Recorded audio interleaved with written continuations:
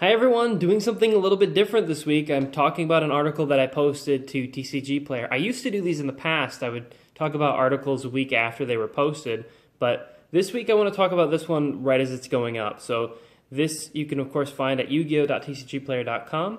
It's about deck drop-off at YCS Bochum.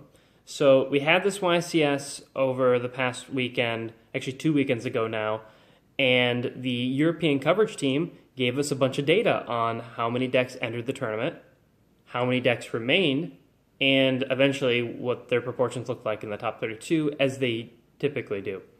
So what was really interesting was being able to see how those numbers progressed throughout the tournament. So what I did is I took the numbers that they had posted for the initial entry, and then I took the numbers that they had for the round 9, which is the sort of the first round at the start of day 2, and then finally I took those numbers that were in the top 32. And what I found is that certain decks lost more players than other decks. Certain decks lost a bigger percentage of players. So there was different retention rates as those decks went through the tournaments.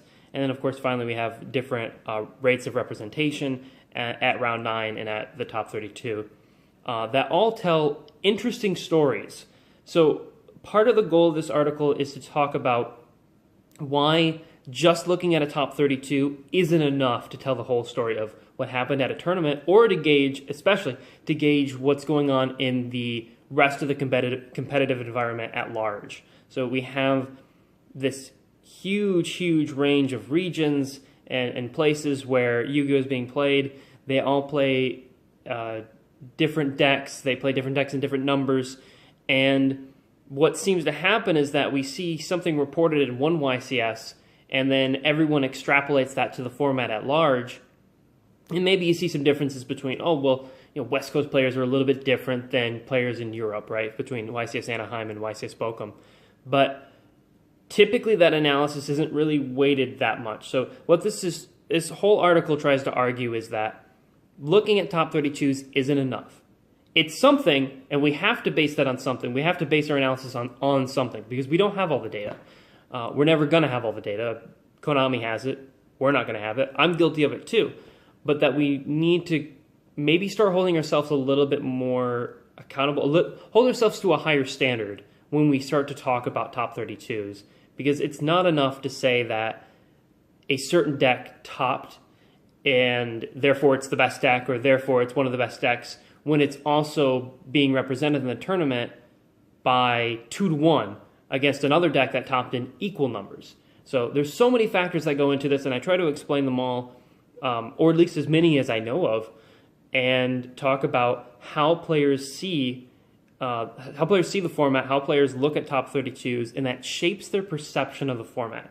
So it becomes kind of a self-fulfilling prophecy. If enough players go into a tournament, they can kind of force a deck into a top 32, even when it might not get there initially. Maybe that's the case with ABCs, because we saw that ABCs were represented by 260 plus players. They landed 6 players in the top 32. Paleozoics had about 26, and they landed 6 players in the top 32. So they had less than half the people. They still put the same number of players in that top 32 spot. If ABCs had half the representation, would they have even been in the top 32? Imagine if ABCs didn't get into the top 32. You have everyone losing their minds that somehow ABCs are dead and that the deck isn't good anymore. But because 200 plus people went into the tournament with it, we're not having that conversation. Interesting. So player perception creates a situation in which people want to go into tournaments with the best deck. That's obvious, right? But in turn, having all those people then decide on what the best deck is, and having this weird kind of consensus that really isn't based on anything other than tops, which is, again, mostly a factor of how many players are going into a tournament, among other things, to be fair, is very odd. But I just want to clarify real quick before I end this video that that's not to say that I think that all these decks are even. It's not to say that I think that all these decks are the same. There are decks that are better than others, to be completely fair. Okay, so go check out that article. I'll have the link in the description, and maybe I'll put an annotation up or something earlier in the video. And yeah, so thank you guys for watching, and of course you can check me out on TCG Player every week as I bring you Yu-Gi-Oh strategy, especially side deck strategy. And that's about it. So thank you for your time, and until next time then.